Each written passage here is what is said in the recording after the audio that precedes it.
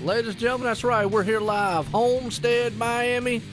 Extreme Motorsports 99.com. Cup Series action. And we're crowning the champ here tonight. And man, last night was a thriller. Keith Haney pulled it off. He was the Xfinity Series champ at Homestead last night, but Cameron Hearn gave it all he had, pulling off the victory. Well, can it be tonight? Because Jake Nichols has an 8-point lead over that man, Keith Haney. So Jake's going to have to do everything that he has to do, including what he's doing right now, putting it on pole for tonight's race already here at Homestead. Well, I'm Joe White up here in the booth, and I am accompanied by a familiar voice, Ryan W. Daniels. How are you doing? I'm doing great tonight, Joe. So excited to be back. Can't wait to call those races the other night. Man, absolutely, man. And it's going to be an awesome one. Last night, wow, caution-free, 125 laps. Cameron Hearn came out the gate, and he was a swinging. He knew what he had to do, win the race, lead the most laps, get bonus points. But, man, Keith Haney just finishing up there in the 4th place, just with a 13-point deficit. Wow. Yeah, it was a great effort last night by Cameron Hearn to be able to win that race at Homestead, but a masterful job by Keith Haney doing everything he had to do to be able to hang on and win the championship. Yeah, absolutely. And tonight, 8 points, though. So a little bit closer than when we've already got. We got 17 of some bad, fast boys and some bad, fast cars on a bad, fast, hot track here at Homestead, Miami, as I like to say it. Folks, get ready, get geared up here, because it's going to be very interesting here at Homestead, Miami Speedway tonight. 8-point difference. And you know and I know, Ryan, no fast fix. Danger can lurk around every corner. Last season, it was a 10-point difference, and it ended up being 1 point coming out of here. Yeah, it was an absolute nail-biter last year, and came down to a one-lap restart to decide our champion, which ended up being Mr. Consistency himself, Bobby Chaney. and could very well end up being the same kind of circumstance tonight, especially if this race were to go for a long green flag run or caution-free, as it did last night in the Xfinity Series. Yeah, absolutely. We'll tell you what, like I say, see that up there? We're here at Homestead, Miami Speedway. That's right. Getting set here, man, to do it big. We got, I think it's 175 laps, I believe it is. 140 laps. Yes, 140. A little bit more than last night. Now, last night we saw some pit strategies involved, so could we see that tonight? Well, absolutely. I mean, anytime you come to any of these bigger tracks, anything over about 1.5 miles, fuel strategy is going to come into effect for sure. And we, you know, when everything's on the line like this, and it's only 8 points separating Jake Nichols and Keith Haney, one of them, you know, may get into this race and have to try something different than everybody else to win the championship. So, could definitely be interesting to see what strategy is going to be played out. Well, I talked to the SRA guys. You know who they are. Bobby Cheney, Delonte Ballard, man, and all the company down there. That's Mr. Consistency himself, the 99 of Bobby Cheney. He's the reigning defending champ. Man, he's just not had the season he has wanted, had the chase that he's wanted. But he said tonight, hey, starting third, got nothing to lose. He's going for the win. So maybe he's going to throw that Mr. Consistency hat out the window and just go for the gusto tonight. And OK Hill out there, he's talking up, said he likes refreshments. Well, I had my chicken, and I'm good to go. Yeah, these guys out here in the chat talking up a cool breeze, and we're getting ready for the race to start in just about another 3 minutes and 45 seconds. But you're right, Joe, about Bobby Haney taking off Mr. Consistency. He's definitely looking strong, putting that number 99 car up in the third spot right now, and all these lap times looking really, really close, too, all the way through the field. Absolutely. Well, Tim, wow. Well, why don't you just make more of an obvious pick? Come on now. You know what? I'm going to pick Bobby Cheney tonight. See if he can't pull it out. I mean, obviously, our focus is going to be on the main two guys, Jake Nichols and Keith Haney. Now, don't count out the man in third place there, Ryan. I believe that's Mike Rominger himself. He's got a shot. Now, also, Delonte Ballard. He's in the mix. I mean, we still, even though we're talking about an 8-point deficit, Jake could get into a wreck. Anything can happen here. And, oh, yeah, it's the no fast fix error. So, if you destroy that car, it might be your one and done. Yeah, that's for sure. And without the fast fix, I mean, these guys are going to have to be extra cautious tonight. Everything on the line. You can't risk that car and, put yourself in a bad position, especially if you're Jake Nichols or Keith Haney. Because here at Homestead, it doesn't take a whole heck of a lot to slow that car down aerodynamically around this fast oval. Yeah, absolutely. Well, I want to appreciate everybody coming out here tonight, because you saw a thriller last night. Caution-free 125 laps, some of the Xfinity Series. Well, we're here for ExtremeMotorsports99.com. Season finale here. This is the Cup Series tonight. The season finale here at Homestead. About to set here to do 140 laps around this track. If it does go caution-free, then pit stops will be playing a factor. Then, and I know Keith is one of the best at doing that out here, but so is Jake. We can't take anything away. So it's going to be very interesting to see what's out here. What's going on? There's Cameron Hearn sneaking in out there on the chat. Yeah, I see Cameron Hearn in there, and just wanted to report on one thing that I am looking at. With the amount of cars that we have that have qualified or that will more than likely start the race, we're going to have probably 16 cars that take the green flag, and if that is the case, that means that mathematically only the top 3 in points will be eligible for the championship, and that will be Jake Nichols, Keith Haney, and Mike Rominger. Yeah, wow, I'll tell you what, so it's going to be definitely a tight battle here. Like I say, we'll keep you updated throughout the whole entire race. It's going to be very, very interesting, as we always say, because we've got, like I say, 140 laps, hot track in Atlanta here. Or excuse me, not Atlanta, Homestead. Got excited again. Well, I'll tell you what, me and my redneck ingenuity there's, we'll see that on display throughout this race here later on. And did you get a chance to look at the race last night for the Xfinity Series, any Ryan? I watched a whole bunch of that race, actually. Awesome. Good deal. Well, what'd you see out there as a driver that these guys might be able to bring over to tonight? Well, I mean, from what I saw in the Xfinity race last night, it looked like the car was pretty stable just from what I saw on the stream. Obviously, that's speaking without having been in the car at all.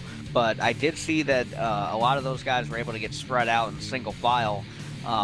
and with such a not necessarily a small field, but with a field of under 20 cars, that's usually something that's pretty easy to do here at Homestead. So that is what will tend to lead to a longer green flag run. So I think these guys should, at least, if I'm a driver, I'm looking at how many people have qualified, and I'm preparing myself for what could be a tire strategy and fuel mileage race. Absolutely. We'll tell you what, they're out there talking of cool boys. Yeah, we can't count out the man starting second tonight, Cameron Hearn. I mean, he found the right ticket last night and pulled it off as we're getting set here to go green flag racing. That's right, folks. We're about to gear up here for 140 laps. Some awesome, exciting stuff here. Let's go ahead and get our grid in order tonight, because that man, we call him Superman. He's got an 8-point lead coming in here tonight. That's Jake Nichols. He puts it on pole. Cameron Hearn's going to start in second. There's Mr. Consistency, the reigning, current defending champ here in the Cup Series. Bobby Chaney starts third. Mike Rominger, we call him Mr. Extreme himself, starting fourth. Keith Haney, that's the man chasing down that number one man up there, Jake Nichols. He's 8 points back, starting fifth. Tom Wetmore out there. He's going to start in the sixth spot. And seventh is Mason Wetzel right there. Nick Hunt, the one hair flying out the wind. Got the Kool-Aid machine running tonight, starting eighth. And ninth, Delonte Bowler. We call him the showstopper. He's starting in ninth.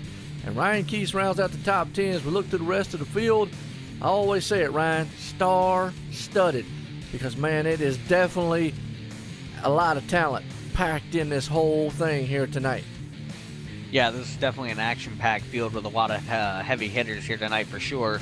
But, you know, I'm looking at just in the top 5 alone. I mean, you know, you talk about Mike Rominger being the points deficit out that he is. It is going to take a little bit of an effort and a little bit of luck for Mike at 14 points out of the points lead to win the championship tonight. But obviously put himself in a good spot qualifying third already to try to get that number 4 freaky fast Jimmy John Chevy into the victory lane. Yeah, absolutely. Freaky fast. Well, seems like old Brett out there, he's got it locked in. Cameron Hearn for the win. Keith Haney for the championship. Wow, you know, that's pretty impressive that a lot of people out there are really betting on Keith. Now, you know, hey, I like Jake. He's a Superman. I've always pulled for him. The man's dominant. Seems like he's gotten more competition as the seasons went on, since from the first time he's won it. And it's been very good to see that. It's going to be interesting. I mean, he knows what he has to do out here. He's on pole, and he's already said it. Lead the most laps, try to win this race, stay out front. That's what Cameron Hearn did last night, so why not? I mean, it worked for him. I mean, why not try for him? I mean, Jake, try tonight. Yeah, I mean, that's the best thing in the world that Jake can do, is to try to get out there and lead as many laps as he can and just, you know, dominate the race. That's really, you know, he knows that that's a really good, smart way to win the championship, just because, obviously, if he's out in front, ain't nobody going to beat him in points. So, you know, he knows that he's got to be able to keep that car at least out in front of Keith Haney, but, you know, he can't worry about, or he can't not worry necessarily about Mike Rominger either, because let's just say Mike happens to get out in front of him there and something happens to Jake, he can't lose that many spots, because then Mike's going to be right in the contention for the championship as well. Yeah, absolutely. We'll tell you what, folks, man, as always, you're not going to miss too much of the action around here in this track, even if they get spread up here, as we're getting set here to go green flag racing here, as we're going to go riding along here with Bobby Chaney and man back there in the backside. It's going to actually be old John Houston right there. Get them both, man, for you. As the green flag's in the air, Ryan, we're set here. We're going to see what happens here tonight. Yeah, absolutely. It's they're taking off here as they head through turns 1 and 2. Jake Nichols gets out to the early lead out in front of Cameron Hearn, and they're all getting single file quickly behind him, with Mike Rominger trying to bring the battle to Bobby Chaney for third. There it is. Bobby Chaney sitting in third, but right behind him, that's Mike Rominger. Like we said, it's on his tailgate. Well, there's some cars up in the wall back there already. As these guys have been getting very dicey up front. It's going to be very interesting to see what's going to happen out here. As these guys, men, are they're awful racy up front. Yeah, these guys trying to get everything they can very early in this race. Obviously, taking heed from last night with it being obviously no cautions. It's going to be the initial start here could be when everything is gained as far as position goes, because you're so close together. Now is the time to make whatever moves you can. Absolutely, you're definitely 100% right on that one. Definitely want to make moves anytime you can, as we're seeing a man up front. As that's Jake Nichols, he's still holding out up there. I mean, it's anybody's ball game though. So we're seeing old John Houston in the backside there. He's looking pretty good himself. Yeah, John Houston working his way through the field right now, looking to the inside of the number 2 of Ethan Kurtz as they go into turn 3. But John Houston just trying to get in a good run tonight as he's trying to get that pass for the 9th spot. Yeah, he is. So let's keep our eye on him, man. It's definitely something we want to keep interested in. He's out back here, but up front, well, I'll tell you what, Bobby Cheney still got his hands full with that man. That's Mike Rominger on his tailgate. Cameron Hearn still running in the 2nd place spot. So it'll be interesting to see, man, if these guys, man, up here fan out a little bit or if they stay like they are. Well, I'll tell you what, Joe, the 67 of Cameron Hearn is actually chewing the back bumper off, or at least he was as they came out of turn 2 with that last time by. He is all over the back end of Jake Nichols trying to get this lead early. Yeah, he is. Boy, I'll tell you what, and then we're still back here, man. Just give you an idea of what old John Houston's doing here. That's what I'm talking about there, Ryan. We're not going to let these folks, man, miss too much of the action going on. It's a ride-in car here with John Houston. But we're definitely watching this battle, man, brewing up front with Cameron Hearn and the 73. Now, I know we said, or actually Jake said himself, he wanted to lead as many laps as he could. But, man, Cameron has nothing really to lose. Why not? Get up there and just try to take this thing away. Yeah, I mean, well, that's the thing. Cameron Hearn absolutely has nothing to lose. His only goal tonight is to come out here, perform the best that he can, and try to win this race. You know, he can't let the fact that Jake is competing for the championship affect the way that he tries to win this race when it boils right down to it. Is he going to probably race Jake a little bit different knowing that he's in contention for the championship? Sure, but he's still going to obviously want to get that win before he lets Jake just walk away with it. Yeah, absolutely. And I tell you, right now, it is a good battle going on up front here between those two. Good battle going on here in the backside. So that gives us a good time here to, I think somebody out there already said it, Blimpy Cam. There you go. Because we like blimpies here at OSR Network. What have I missed? Hey, Blimpy. Y'all like Blimpy? I like blimps. I think they're cool, but I don't know what this has to do with what we're doing right now. Blimpy, the Blimpy Cam. Well, okay. The Blimpy Cam. I call it the Blimpy Cam. You know, the Blimpy Cam. The Blimpy Cam. The Blimpy Cam. Yep, that's what we call it. Okay. And actually, John Marine out there in the chat, he always goes, not associated with Blimpy Sub, but it is the Blimpy Cam. So, there you go. Very clever. Very clever. Well, he still didn't account it. He's still out there, man, making waves with numbers and everything else. We're still seeing this good battle up front here, though. Cameron Hearn's all over the back end of Jake's, not letting him go. So it's going to be interesting to see if he can get it. Last night, he did very well in that car, so he knows this track. He might know something that Jake don't know. That's for sure, too. You know, we mentioned it before the beginning of the race. Cameron Hearn had that entire opportunity last night in that Xfinity race to learn what it was going to be like to not have any cautions, what this car was going to feel like over the course of a run. Obviously, it doesn't translate directly from the Xfinity car to the Cup car, but the tires can act similar between the two vehicles. Yeah, absolutely. Well, you know, as we're watching, man, right here, this battle up front here, we'll go here to the side and we'll watch what Keith Haney back there is doing, because right now he's falling off the pace just a little bit. He's back at 8. Maybe he's just trying to figure out this car. Now, here's another thing to keep note, guys, out there in the chat, and Ryan and myself, is this is the first time these guys have run this track with this configuration. Well, I don't want to say configuration, but with this build of iRacing. Remember that it's had week 13. So it's a whole new build, a whole new ball game for these guys out here. And it's very interesting to see. So maybe Keith's out there now trying to figure this thing out. That's very true, and with that most recent update to iRacing, all the cars were given updated setups, so you're right, that could be playing into a factor with how some of these guys are running this race, and so far, unfortunately for Keith Haney, 8th place is not going to do him enough to win this championship. He's going to have to find whatever line that car needs to be in or whatever it is to make it handle a little bit better so he can try to get up there and contend with Jake Nichols. Yeah, it is. Well, right now, we got a battle definitely brewing up front here. Is that Cameron Hearn in the 67? He reels in the 73 and is going to look on the inside here. Can he get it done? Now, we saw Keith try this move last night. He was unable to get it done. He cannot use the low line, and that middle line was a dominant place around this whole entire track. Right now, Jake Nichols has that on lockdown. He's either going to have to move him out the way or take a chance of just running down there in the low line. Yeah, Cameron Hearn's going to have to get a pretty good run through one of these corners and probably try to get side by side with Jake. Maybe push Jake up a little higher than he wants to go into the corner. That's probably his best bet. Otherwise, you're right, he's really going to have to try like a dive bomb move into one of these turns to get around him, or he's going to have to move Jake out of the way, and I don't think this early in the race that's something that Cameron's going to want to attempt to do. Absolutely. We're seeing a battle up here for the front. We're seeing a battle back there with Nick Hunt, the 00. He's going door to door with Keith Haney back there. As like I said, folks, make sure you don't miss none of the action. And Josh, yeah, you didn't know I went out and got Brad Keselowski up here with me. Nah, it's Ryan W. Daniels. He's from the north. That's why he sounds like that. And the Brad Keselowski thing lives again. Yes, it does. When I saw him say that, I was like, yeah, we've heard that before, haven't we? Yeah, we've heard that quite a bit. Awesome. Good deal. Well, folks, man, if you don't know who Ryan W. Daniels is, go back and watch on some OSR networks on some later or earlier on tapings, or, you know, we got all the archives of the races in the past. He's been here for quite a while.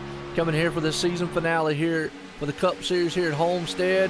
Like I said, we're crowning a champ. Right now, Jake Nichols is doing what he has to do. Keith Haney dropped back to 8th. He's on the move back up front. I think he's got one of those long run style cars, Ryan, and if this thing goes green, he might be able to get up there. Yeah, that's for sure. Keith Haney is looking strong back there, as he just said. He might have a little bit of a longer run car, but so doesn't up front. There's a couple other cars that are starting to move up as well. Tom Wetmore's been looking strong in the number 6. He's now starting to catch up to the 99 of Bobby Chaney. And then still, Cameron Hearn's been all over the back of Jake Nichols, and it's starting to look like that 67 is getting stronger on corner entry than the 73 is. Absolutely. Well, I'll tell you what, another guy, man, on the move here, and that's going to be Delonte Ballard. Man started in the back right there. He's going side to side, though, with Nick Hunt. As we're watching, like you said, what's that, Mike Rominger. So it's definitely, man, something that we can keep an eye on here. Watching the battles all over, because as I always say, there's battles up front, there's battles in the middle, there's battles out back here. So it's action everywhere on the track. Definitely something to keep up with. As you see, that's Delonte. He made that pass on the 00, and it might be bringing on John Houston along with him. Yeah, John Houston looking to follow suit, you could say, with the 21, trying to now work his way around the 00, but Nick Hunt able to get back in line, and now that 88 is going to have to try to find his way around him, as we do have a side-by-side battle. I believe it's Tom Wetmore and the 99 as they come out of turn 2. Yeah, it is. Tom Wetmore's looking on the inside. He tried to look on the inside there just for a little bit, and I tell you what, it's a good one. The 6 machine, get the Dre Broadcast Network machine trying to run around. He's in between two cats that know how to get it done out here. Mr. Extreme himself, Mike Rominger, and the reigning defending current champ here in the Cup Series, Bobby Chaney, Mr. Consistency himself, SRA. Boy, I tell you what, Sim Racing Authority, and them guys unpack. They unpack with authority, and it's something, move out the way, because they are coming to the track, and they're coming here in a hurry. Yeah, and I just got to say, it's so interesting to see the pool of drivers here at ExtremeMotorsports99.com and the diversity in all of them, because when you think about it, you look at the top 5, you've got Jake Nichols, who was the champion 2 seasons ago. We have last season's champion Bobby Chaney in 3rd, and then you have the champion before Jake Nichols, Mike Rominger, in 5th, and in between those two we have the winner from last night in the Xfinity Series, Cameron Hearn, and the now 2-time truck champ Tom Wetmore in 4th. Absolutely, you're right. I mean, it's just one of those things. Well, I'll tell you what, they about mixed it up back there in the back. Nick Hunt got very loose. He had to hang on to that thing with Mike Franklin there in the backside, back there in about the 20th spot. Them boys back there racing very hard. You're right, cream rises to the top. That's the old saying. Yeah, that's for sure. The cream usually does rise to the top, especially in these types of races where it's all about driver ability that keeps that car up near the front. And you're definitely seeing the guys who are kind of renowned for their driving prowess on iRacing are all running up near the front here in this race so far. Yeah, yep, absolutely. And you know, another thing here, Ryan, we talk about it. This is the Cup Series. And these guys, well, they're the best of the best here at ExtremeMotorsports99.com. And plus, a lot of these guys, man, they're pro-style drivers or have raced around pro-style drivers or been trained around them. As we see in a battle, boy, Tom Whitmore's on the inside. Is he going to bring Mike Rominger along? Boy, that was a risky move right there. Yeah, I don't know what happened there. It almost looked like the 99 might have gotten slowed up a little bit, like he got loose out of the corner and kind of stacked those three up. And now, just behind them, it's actually going to bring Mason Wetzel into this battle as well, as he's now closing in on these three. Yeah, it is, absolutely. Mason Wetzel's going to try to get up there on the backside, but here comes Mike Rominger on the inside. Can he make that pass? That car's going to try to scoot up the track a little bit. That high line's going to be the preferred line there. Bobby Chaney said himself, he's got nothing to lose tonight. Might as well go for it. Throw the Mr. Consistency out the window and try to just go for everything. Tom Whitmore, he says, well, you know what, Jake, you might have the OSR Network colors on the car, and I always appreciate him running those for me. But I'm going to try to bring this Dre broadcast machine up there and give you a challenge. Yeah, that's for sure. And at the beginning of the race, we saw in the chat some people were making their picks for the race win and whatnot. I got to be honest, I'm going to take a couple of sleepers. I'm going to take Tom Whitmore as the race winner, and I'm going to take Mike Rominger as the underdog for the championship this year. There you go. Good deal. Hey, some good picks right there. I mean, you know, don't count Jake in this thing yet. He's got Cameron Hearn still all over his back deck lid. He is right there, and we see the talk about the accountant. Look, he pops up, man. John Marine out there. Definitely been loving it out here. You're talking about Mason Wetzel. That's another guy. Don't count him out. You got the 38 machine looking good. He's already pulled up to this pack of 4 machines here. They're making a 4-car battle up front. So, looks like to me the Cup car, as opposed to last night with the Xfinity car, they could get away from each other. These Cup cars are very racy around each other. Yeah, it does seem that some of them are spreading out, but you're right. A lot of them, once they do get close together, they start to kind of group up, because we see that group of 4, and not too far behind them, Keith Haney's now actually starting to get pulled into that group as well. So it could definitely become a 5-car battle here in the 3rd through about 7th or 8th spot.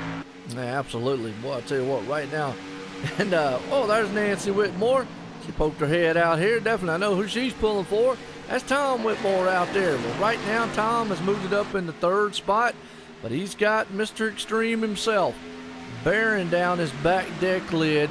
As that number 4 in the freaky fast Jimmy John's machine, well, they sell subs too. Yeah, that Jimmy John's machine is looking definitely strong, though, Joe, behind the number 6 Dre Broadcasting Camry. And behind them, it's now side by side for the, I believe that's the 5th position, with Mason Wetzel making the pass on Bobby Chaney as they go into turn 3.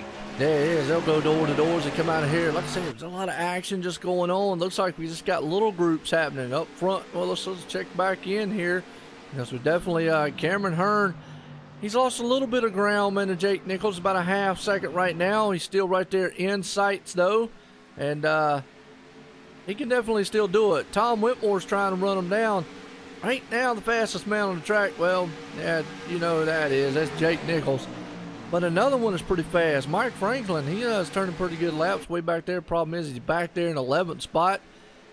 Not too far off the pace, though, everybody else. Keith Haney, just to give you an update, still running in 7th. But, man, he is closing in on this group up here ever so slightly as we see him back there. As Mason Wetzel takes that spot away for the 5th spot, Bobby Chaney's already going way to the high side here on this track. Yeah, it looks like Bobby Chaney might have used up his tires a little bit, having to run that higher line, trying to make sure he's not burning them off too much more. But that is pulling the 87 of Keith Haney ever closer to this group. And nobody in this group has really been able to pull away from each other. They're all still pretty close. So with Keith's car looking stronger and stronger as this run goes on, if it does stay green and tire strategy comes into effect, the 87 could definitely be considered one of the stronger cars on the longer run. Yeah, no doubt. Right now, that's old Bobby Chaney right there. He's looking pretty good. You know, he's not had the season that he definitely would have liked to have had. I mean, tonight, definitely having a darn good run here, so to speak. But, you know, his season's not been what it is. But we got a battle for 3rd. We'll look at Mike Rominger. Pull on the deck lid there, the back end of Tom Whitmore as they go into the turn. He's going to look on the inside. Yeah, and Mike's going to do that thing we were talking earlier about maybe what Cameron Hearn was going to have to make Jake Nichols do, and that was try to get under the 6, take his line away in the middle of the racetrack, and try to make that 6 car run a higher line than he wants to. It didn't work out for the 4 on that attempt, but that it looks to be the strategy that the 4 is trying to employ of Mike Romanshire as he's trying to take away that 3rd spot. Yeah, he is, and right there, well, I'll tell you what, Tom is definitely, if he looks in his rearview mirror, he might have to look in his trunk because he might see that man in the Ford machine right there. As he looks on the inside, he might have that spot as they're going to go door to door coming out of the turn. Like we said, it seems like the high line, though, is the preferred line here. But hey, look who's coming up on the back end of him. That's Mason Wetzel. Yeah, and just behind Mason Wetzel as well, the 87 was able to make the pass on the 99 of Bobby Cheney. Bobby Cheney went to the high side in 1 and 2, and looked like that 99 might have got a little bit loose up in the gray part of the racetrack up at the top near the wall. Yeah, he did. I tell you what, boy, Mason Wetzel. Yeah, that's how you say his name. I say Wetzel for some reason. I don't know why, but Mason Wetzel. I'll throw my southern twang to it there. That way it'll make him sound better. He is, well, he's out there, man, rodeoing that thing around because he's having his hands full with it. Yeah, he is. That 38's looking a little bit squirrely as he comes off these corners every now and again, but he's still looking strong. It looks like as the run goes on, maybe these cars are getting a little bit loose under these drivers, and that's going to play into the hands of certain people. One of those people could definitely be Mason Wetzel, who is no stranger to driving a little bit of a loose car. Absolutely. And that might be the thing. It might be his game plan. He might like an actual loose machine. Hey, what's going on there, Chief, man? How you doing out there? Well, I'll tell you what, let's give you an update of what's happening in the back. John Houston back there running. You also got the man with the Texas Roadhouse in the 77. Actually, 17, excuse me, David Elliott. And, whoa, as we just saw John Houston, it looked like he went try to go down to pit road, and he missed it. Yeah, we have a few cars actually coming down pit road as well. The 88 having that issue, but the 39, and it looked like a couple other cars in front of him, the 00, the 17, 21, the 99, they're all on pit road. All right, well, tell you what, pit road definitely a busy spot here tonight, as we'll definitely want to get a good, let's get a good view, man, of what pit road looks like here. You definitely won't see, really miss any of the action as you see these guys coming down pit road right now. That's the leader. What Jake Nichols is still out there doing, along with Jake staying out, though. Yeah, Jake stayed out still. The 87 is still out. The 6 is pit. The 4 is in, and so isn't the 38. Absolutely. Well, pit road definitely a busy spot here. As we can see, we're watching our leader, man, as he doesn't opt to come down yet. The green flag pit stop's underway here, folks. As we see it here on the other side. And that's right, because we're live here at Homestead, Miami here tonight. And definitely been a very good one so far. That man out front right there, Jake Nichols, he's doing what he has to do. Lead lap, stay out front, staying clean. And it's going to be interesting to see when he actually comes down on pit road. Yeah, he's still staying out, as is the 87 of Keith Haney. Mike Franklin continues to stay out. The 67 is on pit road along with the 28. And the 6 car of Tom Wetmore is now the first car a lap down, but he should cycle out and may end up in the 2nd or 3rd spot. Yep. Yeah, Chief. Stephanie out there, man, she said the whole race from green flag on, all 38 laps. We're caution free so far. It was caution free last night in the Xfinity race, so definitely was very interesting. Interesting to see Jake Nichols staying out there, but look at that. I told you on the beginning of the race, Ryan, we were talking about it. That man right there, Keith Haney, he understands, and he's one of the masters out here of pit strategy. I guarantee you he won't hit pit road until that man on the 73 does. Yeah, and that's a very smart strategy by the 87 and the 73 also of Jake Nichols. The only thing I would argue is obviously the 67 was very close to him when obviously with the fresh tires he's going to be faster as of right now than the 73 is. But it's smart by Jake Nichols in the long run because he was already still pulling away out in front in that lead on the course of that run. There is no point for him to pit. If he comes in, even if he's behind the 67, he knows over the course of that run he can probably get back around him again.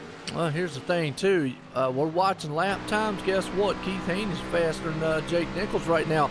And I kind of had a feeling on that because when it comes to longer style, it looks like Jake's going to give up the ghost and finally come in. And here comes Keith Haney along with him. Had a feeling when hit 73 hit pit road, so would the 87 along. And that's probably going to be the thing all night long. But he was gaining on him there at the end of the tire run.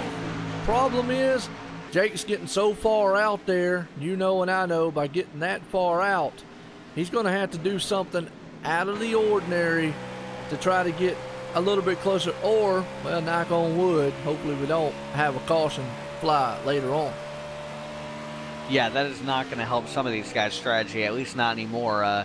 That's the last thing these guys want to see now is a caution, but just trying to keep an eye on Jake Nichols' pit stop here and see where he's going to cycle out. Is right now Cameron Hearn is in the middle of the front straightaway. Jake Nichols is just exiting pit road, so Jake is going to have lost a significant amount of time to that 67 car. Yeah, he is. 67 being Cameron Hearn as of right now, the man out front. And Tom Whitmore, he's piloting that number 6 machine to the second place spot. He's got Delonte Ballard, though, and Bobby Chaney. Hey, we know those guys all so well. That's the SRA camp right there. And them boys know what it is. Sim Racing Authority. I like them guys over there. Go hang out with them a little bit. Just look at that cluster of machines there, because you've got Bobby, Mason, and Mike. They're all right there in the bunch. And Jake Nichols, he's right there behind them in 7th. And here's the thing. Jake's not used to being in the back. I mean, he's used to being out front. Yeah, that's for sure, and that's where this strategy is really going to hurt Jake Nichols now, because unlike before where he was out in front and he could save those tires, you know, he may be faster than these guys, but everybody knows catching someone's one thing, passing them's another, and it's going to take some effort and have to use up some of them tires to get around all these guys to try to get back up and make up all that ground that he lost from being out those extra laps that he didn't pit. Yeah, absolutely, and definitely is one thing we're looking at here too, is the fact is, you know, I mean, obviously Jake, the big picture, and he really, at the point of where he's at right now, because he is well in front of Keith Haney, I mean, he could stay right where he's at and be fine. It's just, I know he wants to, as a competitor, get up there, win this race, and try to. Right now, Cameron Hearn, hey, he's found something at this track here at Homestead. Yeah, Cameron Hearn's taking off right now, and he's looking really strong in that number 67 Sherwin-Williams machine as he's continuing to pull away from the 6 of Tom Wetmore, who actually is falling back into the clutches of that group behind him. It's almost like because that group is all together, they're starting to have a little bit of a draft. They might be catching that 6 car down the front straightaway a little bit. Yeah, absolutely. Well, you know, I was looking back there too, was just watching there, John T. Wimmis out there in the 39 machine.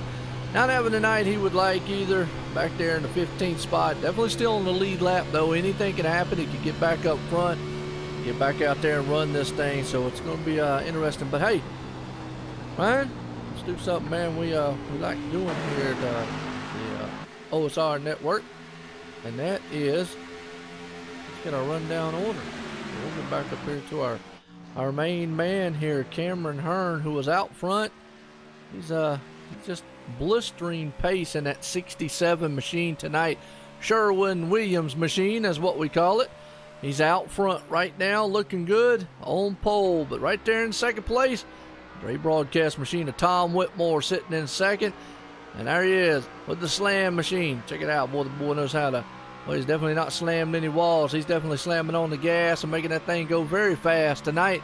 Delonte Ballard, the showstopper, currently running third. Behind him, Mr. Consistency himself, Bobby Chaney. He's sitting in fourth. He's under fire, though, by Mason Wetzel right there, who is in the 6th spot. As Jake Nichols is actually up underneath him. Excuse me. He was up underneath him going for the 5th spot, and that's going to put Mike Rominger back here in 7th. Mr. Extreme himself. And actually got Ethan Kurtz back here in 8th place, as he's got the old Ryan Keys coming up on him in the, that's a Chick-fil-A, by the way, the chicken machine out there. Run around in the 9th place spot. Keith Haney currently in 10th. Just biding his time, being very safe out there in the 10th spot. Or behind him, he's got the Texas Roadhouse man sizzling up steaks for us every week. That's David Elliott in the 11th spot. And old Kool-Aid man, well, you got steaks, then you got Kool-Aid. Nick Hunt with the one hair flying out the wind. Currently running in 12th, but right there. John Houston, that AC Delco spark plug machine. The 88 running in 13th. And behind him, Mike Franklin. That 82 machine currently sitting in 14th, and like I said, John T. Wemyss rounds out the top 15 machines here, and he's sitting back there in the 15th spot currently. That brings us back up to the man up front, which is going to be the man Cameron Hearn, who was out there. He set the pace. He's hoping the man just stay out there, but Jake Nichols is on the move. Yeah, we were talking about before Jake Nichols might. Oh, and we have a caution. Whoa, first caution. And then... Yeah, and I'm trying to find out what might have happened. I don't see anybody around. Oh, but the 88 has some 99. damage. 99, and as we're going to see here on the replay here in just a second, Ryan, you're going to get to see what happened here. Looks like Mason Wetzel, they called up to the 99 really quick. And they went 3 wide there, had the number 4 machine. Looks like old Bobby just went real high. And unfortunately, yeah, he's still got a good run coming off the turn. I don't know if Mason just actually lost it coming out. Well, he went there, threaded the needle between the 4. And might have been a little net code involved there. Barely a bump. Now, Bobby held on to it. Like you said, the 88, though. I don't know if the 88 maybe behind them checked up. I don't believe so. I didn't see the 88 go around or anything. It just looks like the 88 might have gotten into the wall at some point. I'm assuming the caution was for the tip on the 99. It usually doesn't come out if drivers like that, but maybe because the 99 was broadside to the field. Yeah, that's a crazy one right there. Normally, you don't see that the 99 or excuse me, you don't actually see the pace car or anything like that, you know, come out. But we're going to watch right here. Cameron Hearn gets to pace off of pit road. Tom Whitmore's right behind him. Jake Nichols still going to be in the 3rd place spot there. So that's what it's going to be when they come out and get back in single file here. Now, this might help some of the guys and it might hurt them. Think it's going to help old Cameron out front here? Well, I think it could help Cameron to an extent, but we saw the 73 be very, very strong there on that restart, making up all those, or not necessarily that restart, but after that run started to get set in, he was immediately able to catch those guys and start making passes again. So I really think it's just going to be a battle now up front once again, basically like hitting the reset button here on lap 50 to see what these guys can do once again. Absolutely. Well, again, like I say, we're here at Homestead Miami Speedway tonight. Extreme Motorsports 99.com Cup Series season finale here, live from Homestead. We're going to crown a champ here tonight, and that's right. It's either going to be probably the man Jake Nichols or Keith Haney. Mike Rominger has a mathematical shot to get it done here, but you know, it obviously a long shot, but shot nonetheless. So the 2 guys we're really keeping an eye on actually is the man there of Jake Nichols and Keith Haney. Yeah, that is for sure. And if it were to end up being down to, if something were to happen to the 73 and he were to have to exit this race, it would be down to the 87 and the 4, and that margin would only be about 7 positions, so it would be about the same thing that Keith Haney is having to do now with being ahead of Jake. Mike Rominger would then have to be that margin ahead of the 87 to win the championship. Yeah, absolutely. Well, like I said, we don't always want to count anybody out because you just never know. It looks like Bobby Chaney just didn't get a lot of damage or anything there. Looks like he's okay. Didn't get much damage, didn't really hit anything, so we're good to go so far here, folks, tonight here at Homestead. And very interesting. As lights on, the pace car's off. We're going to get set here to go back green flag racing. Looks like Cameron Hearn's going to take that high lines. That's a smart way to do it. I think it is, because it looks like the middle line's been a dominant line here all night long.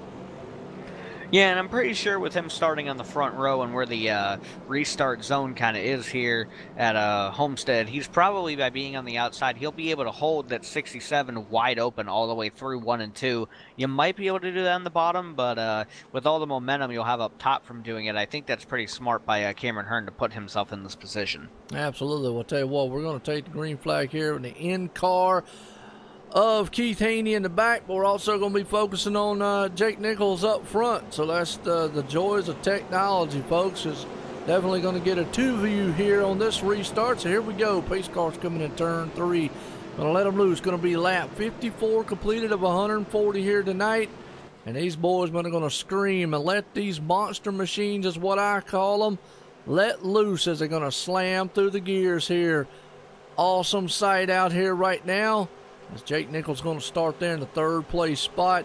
Mason Wetzel's going to be right there. But here we go. Green flag in the air. Pace cars in. Well, Cameron Hearn wastes no time. Puts that metal pedal to the floor. As we see old Keith Haney, he's got to be very careful, mindful. He's got a lot of cars in front of him up there. They storm off into turn 1. They're still 2x2 all the way back. Yes, they are. And the battle right now is up front. Jake Nichols trying to hang on to that 3rd spot as the 6 of Tom Wetmore was briefly looking at the inside of the 67 as they head for 3. But all those cars up front, all nose to tail, all battling for everything they can here as quickly as possible. Well, I'll tell you what, look at that freight train, man, of cars coming down the front stretch here. The complete lap 55 of 140, folks. They are inches and nose apart. Looks like Talladega Daytona there for a second. We saw the qualifying times and how close these guys were in practice and qualifying with those kinds of lap times, and it's showing right now on fresh tires. Well, everybody's on the same page, and we have a new leader. That 6 of Tom Wetmore has tried to make the pass on the top. It's going to be a side-by-side battle all the way to the start-finish line between the 6 and the 67. Yeah, it is. Tom Whitmore bringing the Dre broadcast machine to the front, and he's got company. The 67 right there, Cameron Hearn. He let him go, so Tom Whitmore brings it up front. Got a battles out back here, too, where Keith Haney's at back there in the back, but they're still single file freight train of a snake powering down the back stretch here at Homestead. Yeah, these guys are battling really hard, too, and right now, with Tom Wetmore out in front, Jake Nichols running 3rd. He just wants to try to, continue to work his way around. Jake's just trying to be smart, I think, and he knows right now he's in the perfect spot, but he doesn't want to push himself and get that car wrecked or nothing when he knows right now that championship is all but his if he can just keep his car up front. Yeah, absolutely. You're 100% right. Right now, Cameron Hearn, he is trying to run all over the back end of that 6 machine, but he's got another one behind him, the Superman himself, Jake Nichols right there, who is definitely right now, if it ended now, well, he'd be the champ, definitely. As Keith Haney is still currently running an 11th place spot, trying to come through the field. Whoa, wait a minute. We just saw something we didn't want to see, and that was Keith Haney just got involved in a wreck and blew it up. Yeah, and that 87 machine is done, and I'm not sure what happened there, but definitely not what you wanted to see if you were Keith Haney. Well, I think a car in front of him checked up. I was watching it on the other screen here, but let's go back on the replay. No caution came out. He was able to hang on to it. We're going to watch what happened here. Oh, yeah, the 88. I don't know if the 88 just, I don't know what happened, man. That was in the middle of the field. Wasn't even in a turn. But the closing rate, let's watch it again. Because the closing rate, wow.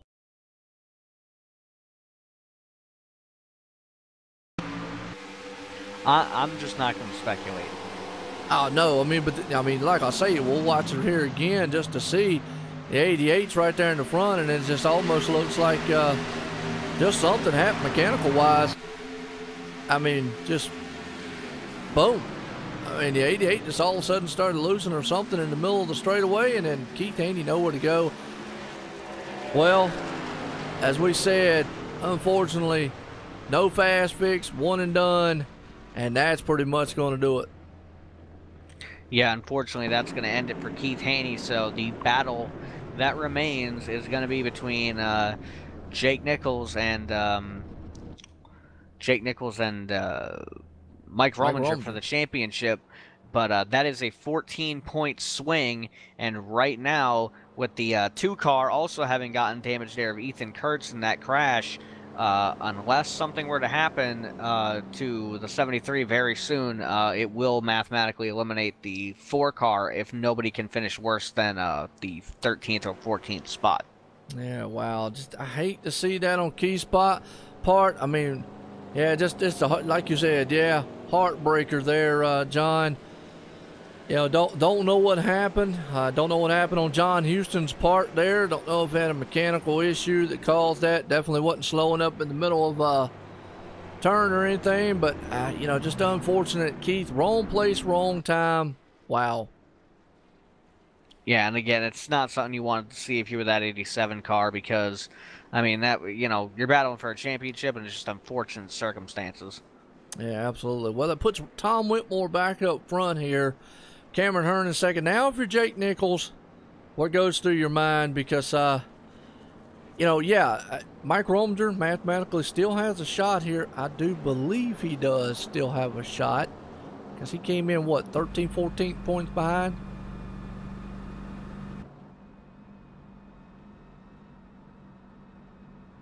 We got our mathematician over here, Ryan, on it.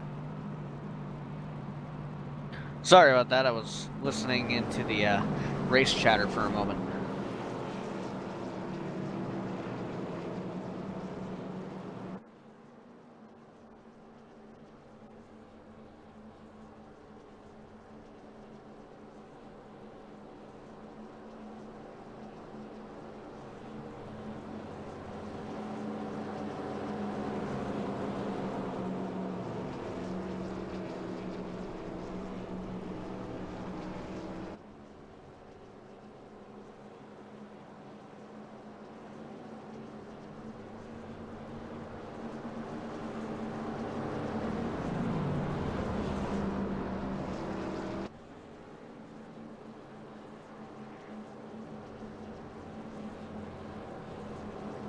All right, well, I'll tell you what, man, just unfortunate right there.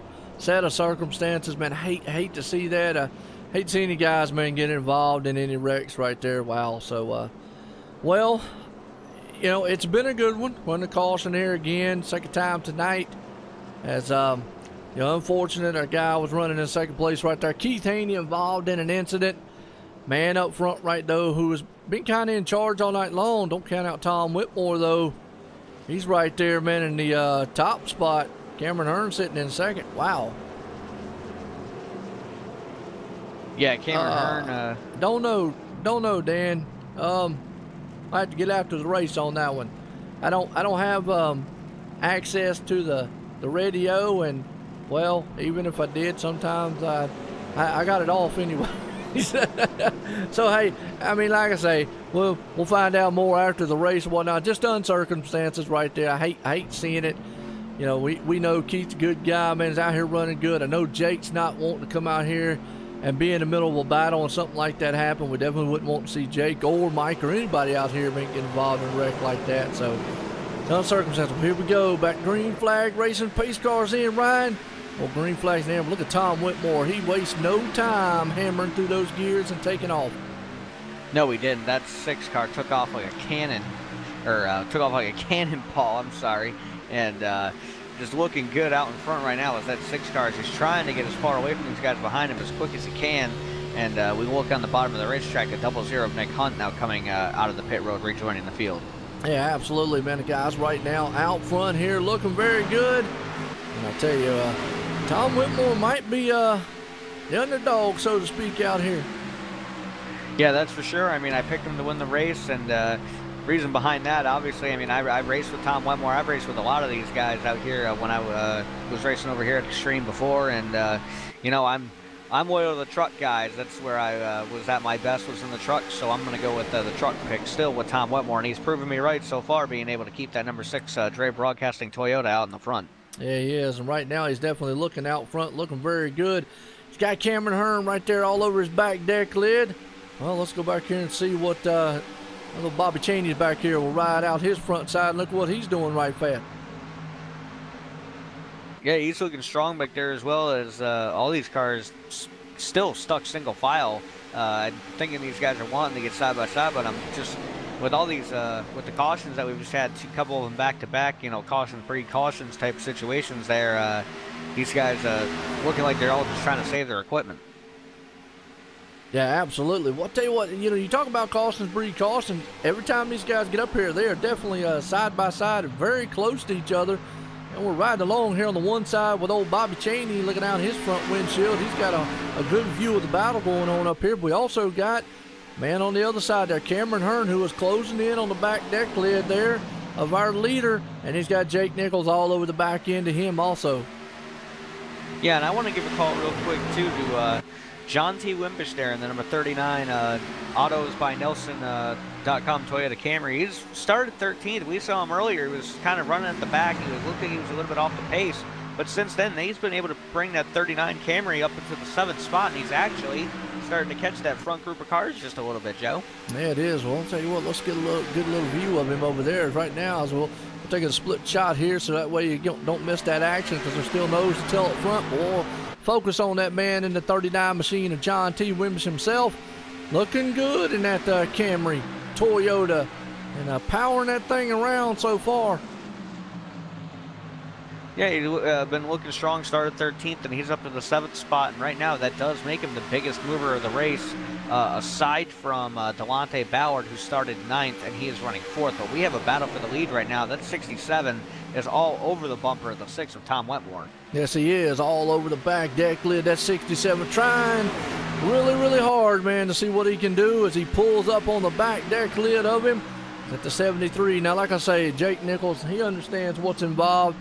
Just like Keith did last night when he won that Xfinity Series. He understands what's at stake here. Championship. Got to be very careful and just be patient. Right now, you're sitting there, well, sitting in the catbird seat.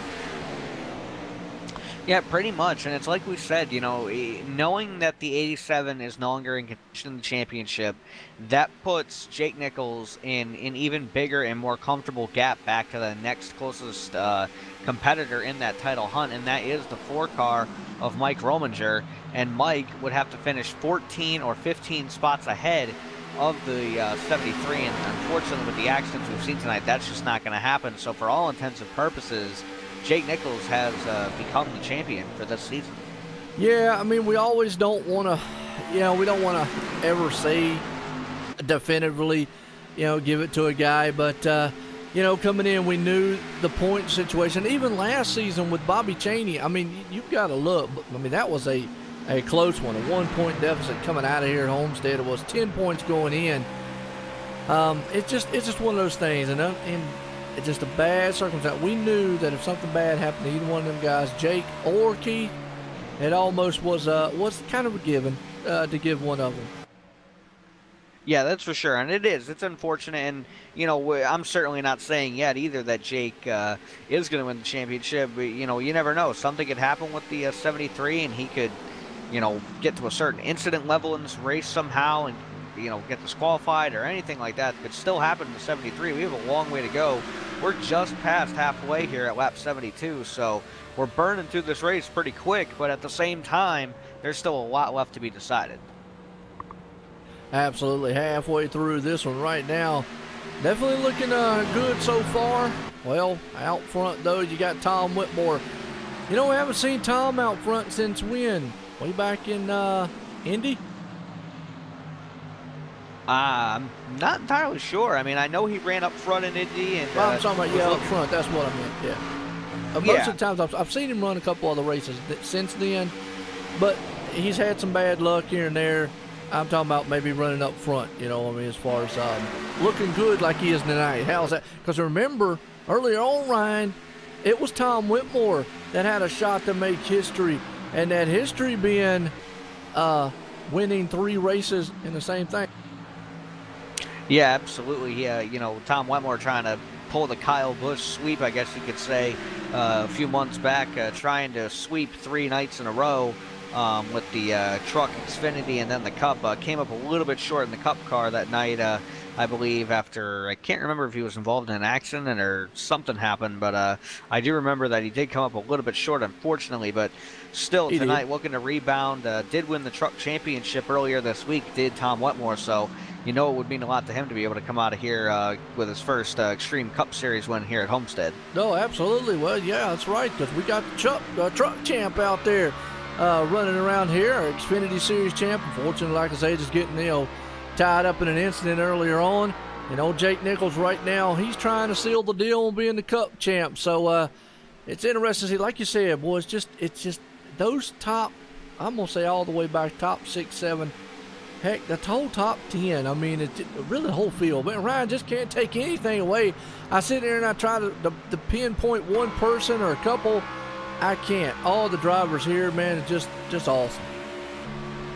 Yeah, and it's like you said, all these guys, they are awesome. These guys are running really... Whoa!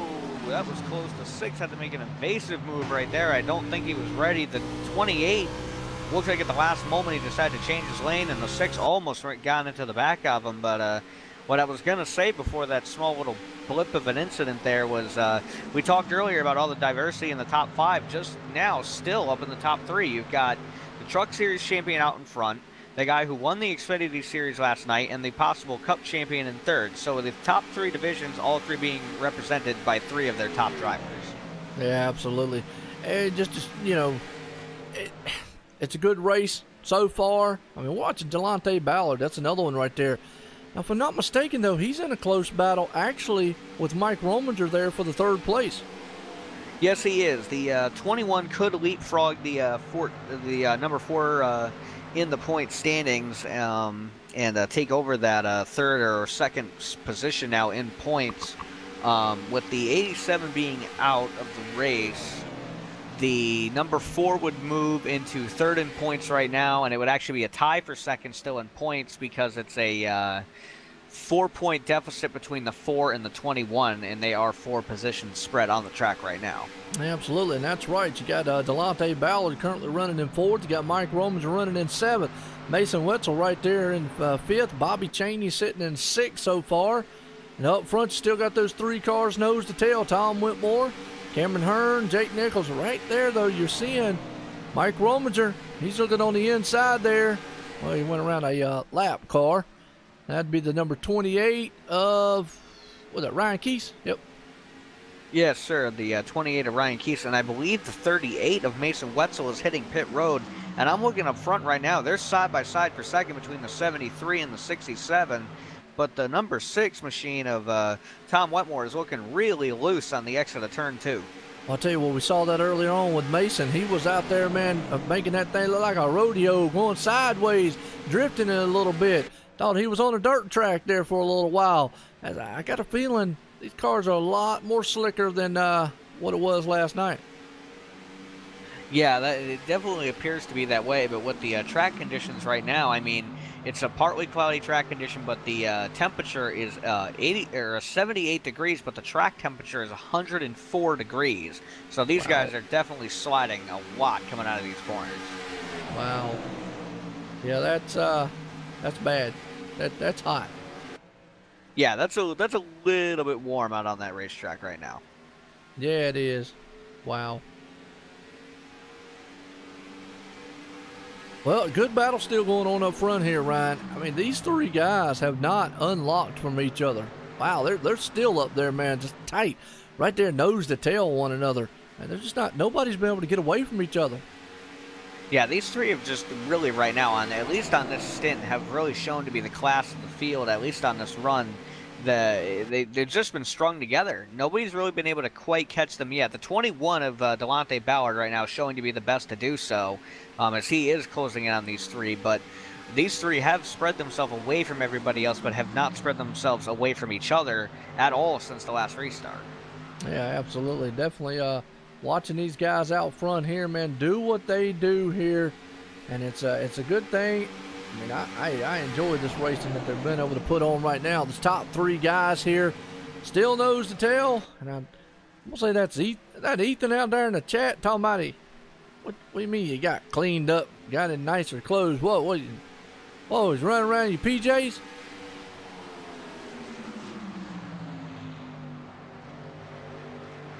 Did I lose you, Ryan? No, I'm here. I'm trying to read the chat.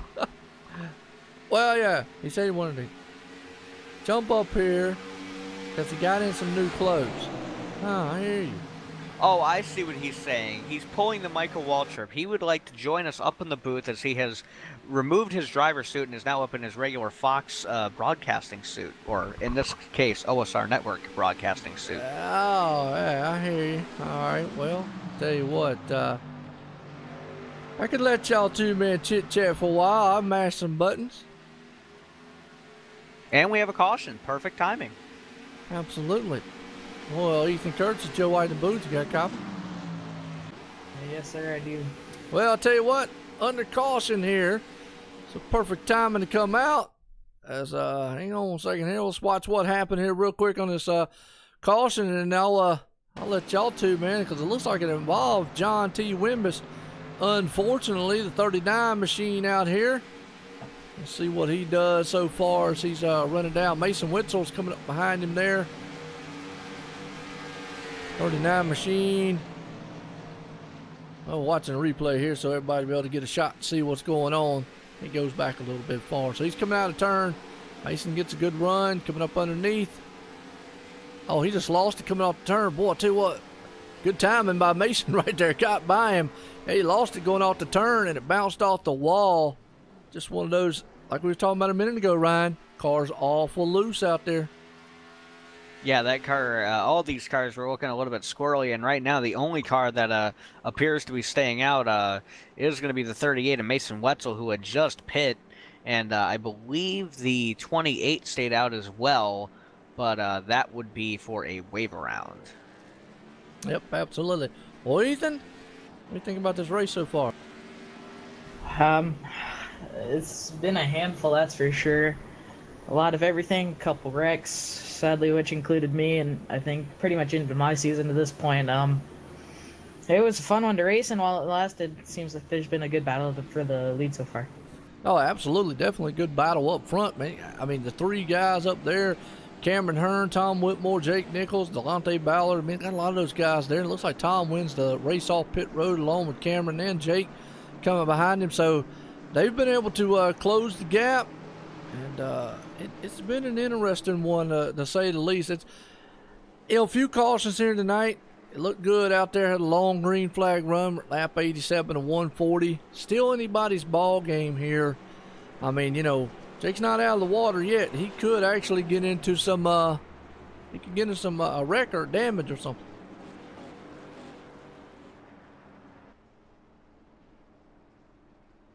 Yeah, that's for sure. I mean, Jake's still got to be careful in that 73 machine, and I don't know about you guys, but I mean, definitely looking forward to the last 50 laps or so as we're probably going to have on this restart here in just a little bit.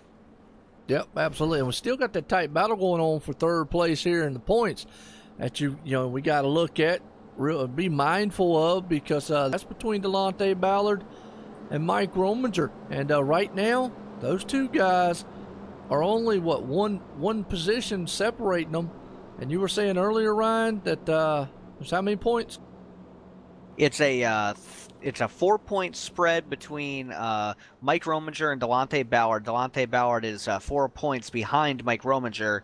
So as long as Mike stays where he is behind Delonte Ballard, he will finish ahead of him in the point standings, which right now I believe would put Mike in second in points. So Delonte would be third. Oh, okay, good deal. Hey, John, yeah, welcome back. This under caution, yeah, John T. Wimbish out there. Got a little loose coming off the turn, slapped the wall. Spun it around that machine of his, so under caution right now. Looks like, and Ryan was talking about it, looks like these cars getting a little evil out there. Ethan, what did you feel in the cars? Was the track really loose? It depends on when you ran, really, in my opinion. I was kind of all over the place just trying to save tires. Really points racing, so I really didn't have a chance to run it hard. I was just trying to beat Nick by the certain amount of spots I needed to. But if you ran the wrong lane, if you ran a little lower, a little higher, depending on where it was, it felt like the higher you ran, the tighter it became. And the lower you ran towards that bottom lane, the looser it became. But I've seen a lot of drivers working around the track and finding different lanes to run. All right, well, that's what me and Ryan was kind of seeing up here. It looks like just over a period of time, the guys just get really loose and whatnot, and hey, it is what it is. But we're about to see these guys take off up here. Tom Whitmore and company. They're about to get this thing done. We're getting set here to go on the green flag restart. Well, tell you what, Ryan, I'll let you, man, take it to the green this time. How's that? I can do that.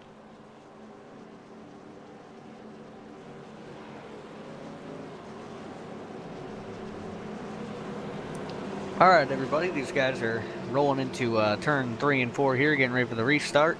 And we've got the number 6 of Tom Whitmore going to choose to restart on the outside lane once again.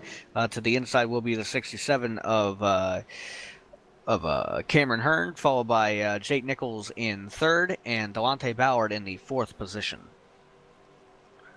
They come out of turn 4. The pace car makes that hard left turn, and the 6 car of Tom Whitmore is going to take off on this restart. Looks like the 67 might have spun his tires a little bit, and that 6 is going to pull out to a big lead here off this initial start, Joe.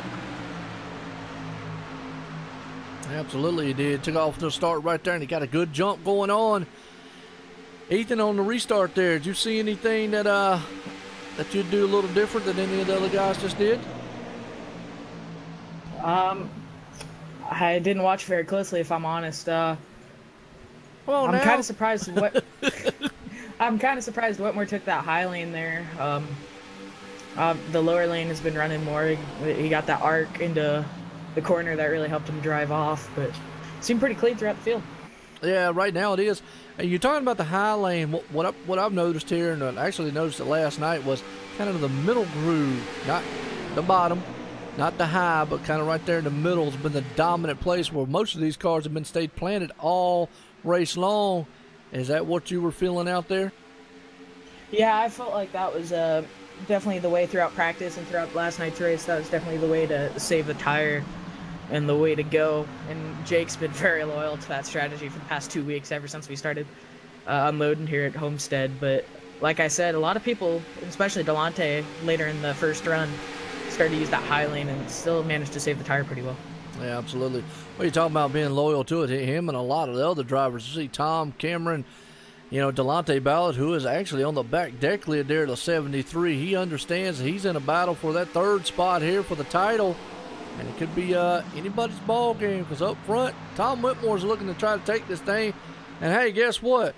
We're going to have old Nancy Whitmore out there in the chat, man. She's probably at the house, man, jumping up and down, doing some cartwheels around the living room saying, hey, that's my guy out front. Yeah, that's for sure. And Tom Whitmore's still doing a really good job able to keep that car in front. And this time it's looking more and more each time we have a restart. These guys are able to stay together longer all the way through the field. That's right. I noticed that too. Last time they were all still glued together, and they still are right now. So maybe that's something that this track's coming in here to its own. Very interesting. What's going on, Michael, out there? Hey, I tell you what, man, I haven't seen you in a while. Appreciate you coming in. And right now we got a good battle going on here. Season finale here. Homestead Extreme Motorsports 99.com Cup Series.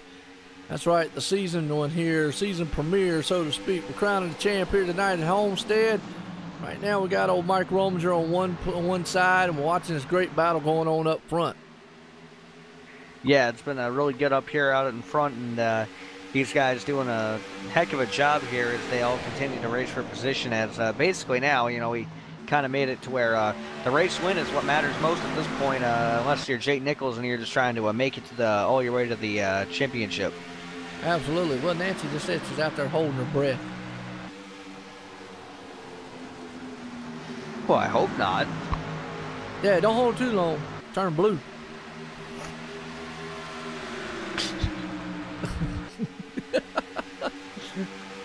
Well, I would turn blue anyway. Oh my goodness. I'd be like, you ever watched the Willy Wonka? Yes. All right, remember when that girl, man, got the everlasting She ate the gum. gobbler thing, whatever it was, and turned her in like a big grape. She ate the stick of gum and it turned her into a blueberry. Yeah. Ah, there you go. And to wheel her out and juice her out. That's what they were talking about. But anyways, hey. Yes. Yeah, there you go. See, hold your breath too long, you turn into a big grape.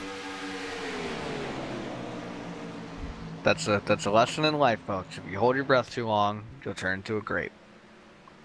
Also might be in the ground too. That's for another subject. But a good race still going on so far. As I don't know where it was going with that one, but either way, Tom Whitmore's still out front, and he's holding on. He's done a great job. So that leads me to the fact of what we saw last night with Cameron Hearn. Once you got out front, it was very hard to pass. Ethan, is interesting to see you was out on this track. Is that what we're looking and seeing here? It's maybe just very hard to pass. I don't know. I think it's dependent on how comfortable you are running different lanes. I think it really, like I said, it's really how comfortable you are at the track. Obviously, you're going to want that lane right on top of that first seam to really get you that drive off in that turn. But I think it's possible to pass.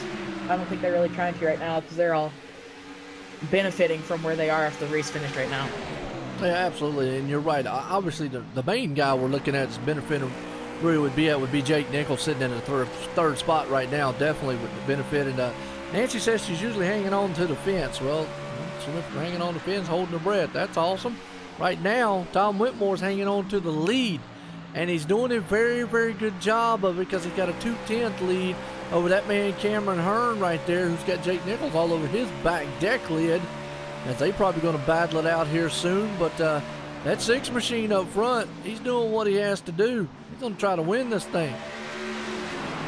Yeah, that number 6 of Tom Whitmore still putting in a strong bid to try to win this race, and he's done everything right since getting up to the front. And if I'm not mistaken, once that 6 car of Tom Whitmore has taken the lead, he has not let it go, if I'm not mistaken. No, he's not. You're right. He's definitely, once he's got up there, he's definitely the 73. Yeah, you're right, Chief. 73 strong. Call him the Superman, Jake Nichols. You know, and, like we said, we don't like to go ahead and say it, but pretty much mathematically, you can pretty much call him the champ coming out of here. He knows all he's got to do is pretty much cruise, put it in here. Unfortunate set of circumstances for our second place man, Keith Haney, tonight. Just got involved in a wreck, nowhere to go, no place to go. Just got, involved in an incident early on. Took him out of the race because everybody knows, hey, no fast fix here. And once you get into a severe wreck, just like in real life, boom, one and done. Is talking about Jake. Look at him firing on the inside there to 67. Yeah, and it's now that side-by-side battle we've been waiting for is when was that 73 going to start to try to make his move to try to get around these guys? And the answer is, with just under 40 laps to go here in this race, it's now time in Jake's mind to start trying to put himself into position to compete for the, to try to get that lead back, I should say. Absolutely. Well, tell you what, man, it is definitely a good one up front. But I think Cameron Hearn learned something from last night because he saw Keith Haney doing the same thing that Jake is doing, diving on the inside, trying to get there. And Keith couldn't get it done, and we just saw the 73 couldn't get it done because I think coming off the turn, that outside power moves it coming off. Yeah, that 67 was strong just then. That 73, as you said, tried to make that pass to the bottom and just couldn't quite get it to stick. That outside line is still looking to be the place to be here if you're trying to make a pass, or at least if you're able to hold the car up on that top line. It's very difficult to make the pass for another driver on the bottom underneath you. Yeah, absolutely. Right now, good battle going on. So, Ethan, we got to ask you, down there in Jake Nichols' camp earlier on, what was the attitude like coming into this race? What was it during the race? It doesn't change much. It's a lot more quiet during the race, but we're all really positive coming tonight. I have a positive outlook of what we need to accomplish today. Obviously, John Houston just running out there for fun, running for a win. Jake and I having a little more to race for, but we all become really quiet. We're in the race. We're all focusing, trying to battle positions or just trying to not keep it off the wall. But it was very positive. You could sense a little bit of nervousness in there, but for the overall attitude, it was very positive. Yeah, absolutely. Well, right now, the 73, here's my question too, Ryan. You know and I know. We've seen it, a million times play out, so to speak. At what point does the 73 keep looking on that inside of 67 and finally just goes, you know what, I can't get it done. I pretty much, if I stay here to the end of the race, I know I've done the big picture, which is win a title. And instead of risking tearing that car to pieces, eventually just say, I'm going to stay here. I know he's a competitor. And I know, but at what point, like you said, time's running out. We're under 40 laps here. So at what point does he start thinking that? Well, I mean, if I'm Jake Nichols, as long as I can see the leader and he's that close to Jake, he's not thinking about not winning this race. And as, if he is going for the championship, which he is, obviously, he wants to win this race too. He did it 2 seasons ago when he came in here and he won this race and won the championship in the same night. Was looking to do the same thing last season and had the car to do it up until just the last lap pass for that 99 propelled him to the championship. And just then we saw the 73 make the pass on the 67 of Cameron Hearn, realizing that 73 was faster. He just let him by down the front straightaway. Yeah, I was just going to say that. I think that's just kind of a courteous right there. Here you go. And, well, wait a minute, he's coming into the pit, 67 is, so maybe that's why he did it. Because I was going to say that's kind of out of character of Cameron Hearn. I mean, I can understand if he had a lot slower car, to maybe have said, here, Jake, go ahead, don't want to hold you up. But Cameron definitely, you know, and I know had a very fast car to hold him off. But we just saw him coming down the pit road. Maybe it was just one of them, hey, look, I'm coming to pit, don't want to check up in front of you. Go ahead, go around, my man, let you know out there. And I think Tom Whitmore's doing the same thing. And none of this surprises me because I'm looking back at the laps, and we restarted on lap number 90. These drivers can go 40 laps on a tank of fuel was what the first run of the race was. So at that rate, these guys are going to have to pit at minimum with 10 laps to go. Okay, well, good deal. That's what we said before. This thing could become a fuel mileage race out here now. Remember, Jake Nichols, he's one of the masters out here saving fuel, and he's definitely up there. So we're watching on one side, pit road, a very busy place, and that man up front is definitely hauling the mail around here at Homestead Miami Speedway for the season finale here at ExtremeMotorsports99.com. Very, very. Yeah, and it's definitely been a lot of fun out here. And Ethan, you and me have not been in the booth together a whole heck of a lot, but I did want to ask you, you have a bit more experience in the more modern Cup car than I do. You know, just in general, what would you say was the toughest part of tonight's race for you, like in terms of the conditions? Because we did make note earlier, it was 104-degree track temperature out there tonight. Well, I feel like for somebody like me and then somebody like Jake Nichols, our strategies were very different coming into the night. Mine was all about tire saving, because I've been a big issue with burning my tires off and running too fast and losing speed on the long run. And then Jake's the master of that, and he stays fast at that, and he hasn't had that much of an issue. So the biggest issue for me tonight was making sure I kept the tires on the car and then blowing by all the guys that decided to rip their tires off early. Well, it's definitely kind of the thing me and Joe were looking at earlier when we saw these guys getting loose. So thank you for that feedback, and definitely had to be challenging out there with all the way these cars appear to be slipping and sliding. Obviously, I would say.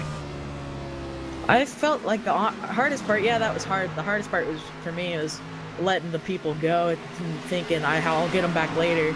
It's because as a race car driver, you never want to willingly let people go, no matter what the situation is. And I feel like in the real life races, Mark Truex Jr. did a good job of explaining that at Watkins Glen. But yeah, it's difficult, especially if you get in that wrong lane, to stay fast, but keep it straight and correcting it and going back on. Yeah, and I think we've both probably been in that kind of a position before, whether it's a Cup car, truck, or whichever vehicle it may be. But just looking out here right now, guys, it's heating up out in front as the only two drivers now battling for the lead are the 67 and the number 6 of Tom Whitmore. Yeah, it is. And we'll look at the closing rate Tom Whitmore got right there. Had to kind of check up a little bit. Hoyer would have ran over that Sherwin-Williams machine of the 67. Well, he came right on the back end, but I think Tom's got the number tonight. He definitely got the network machine out there running around. He's wanting to put that thing in victory lane. Yeah, that Dre Broadcasting Toyota's definitely got some power underneath it tonight, and he's looking strong as he's still all over the back end of that 67. But with coming to what's going to be coming to what's going to be 26 laps to go this time by, that 6 car of Tom Whitmore knows he's going to have to make this pass sooner rather than later, because when those tires get old later, he's never going to be able to make that pass on the bottom. Yeah, absolutely. I'll tell you what, right now, seeing old Jake Nichols still running in the 4th place. Mason Wetzel right there in 3rd. Bobby Chaney sitting in 5th. Mike Rominger, man, out there in 6th spot. So, and then we're talking about Delonte Ballard sitting in 8th. Mike Franklin 7th. So that has flipped right there a little bit. So if we talked about if it ended right now, obviously Jake would take home the title. I'm going to say Keith probably should stay in 2nd. Mike Rominger, as of right now, would hold on to that 3rd place spot, and Delonte would stay in 4th. And actually, I don't know about Delonte Ballard, but I do believe that the point spread would be just enough that Mike Rominger might actually jump up to that 2nd place spot in points to end the season as well. Well, what was the difference between them to begin with? The difference between the... I want to say it's 5 if I can interject, but I'm not 100%.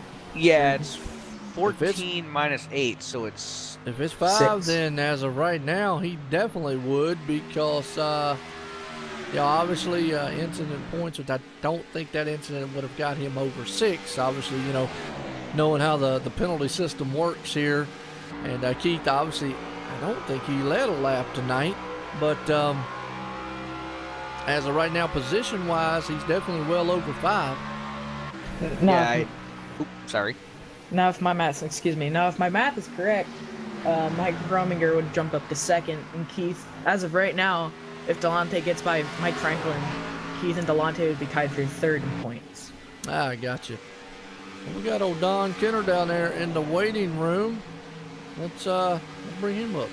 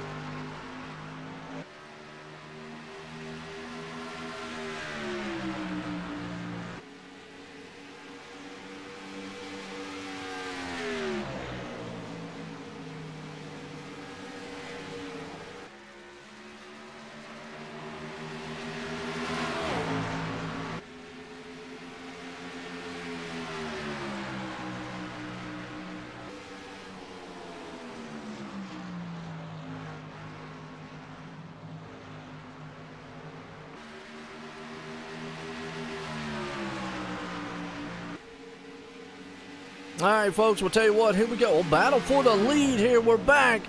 Sorry about that. Had to step away real quick, man. Talk to one of the admins. But, wow, look at Tom Whitmore. We talked about it, Ryan. That man, he's putting it on rails and shot past that, the number 67. Holy cow. Yeah, and those two were battling side by side for about the last 2 or 3 laps. And a couple of laps ago, it looked like that 6 car might have got right up on the bumper. That 67 maybe pushed him into the corner over in turn 3 about 2 laps ago. A little bit faster than he wanted to go. Put him up on that high line, and the 67 did a masterful job for about 2.5 laps or so there to using that line up against the wall to hang on to that lead. But the 6 car, Tom Wetmore, just overpowered in that middle lane and able to take the lead back now with what's just under about or what's just over about 15 laps to go. Yeah, absolutely. 15 to go.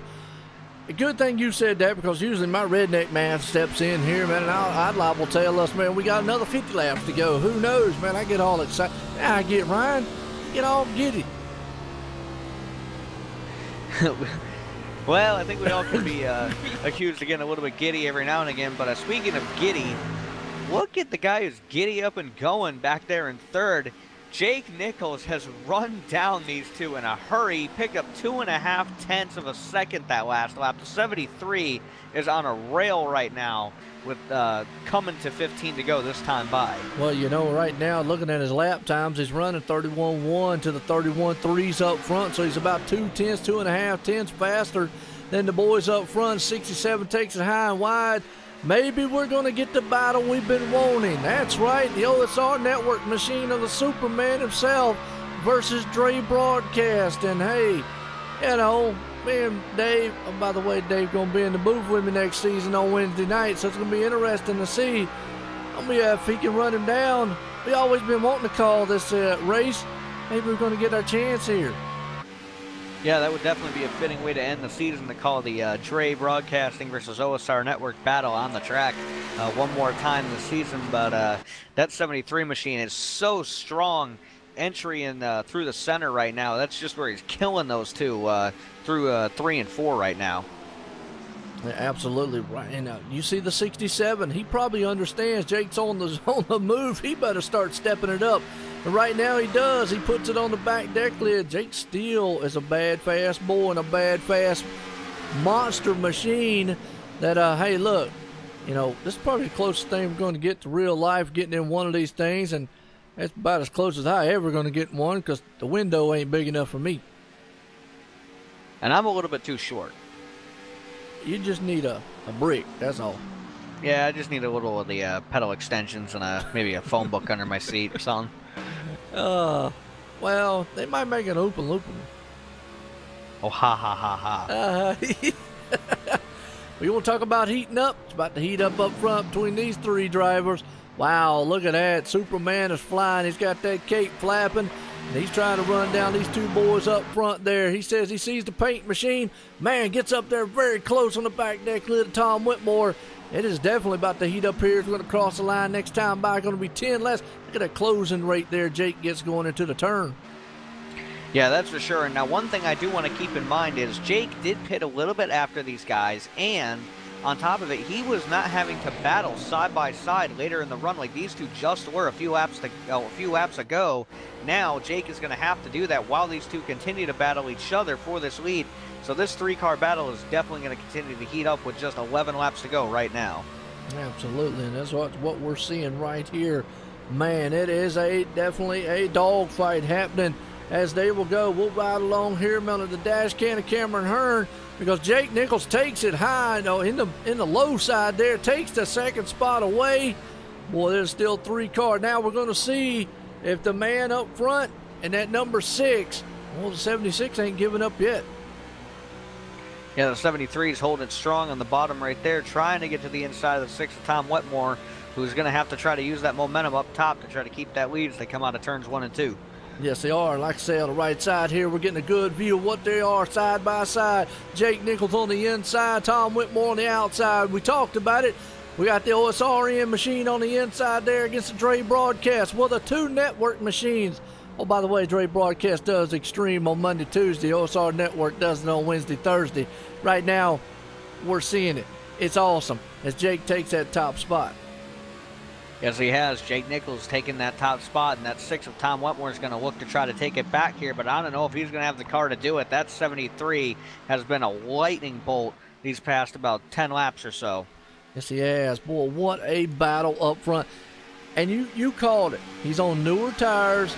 He's definitely doing what he has to do. And he did this last season, and here at Homestead.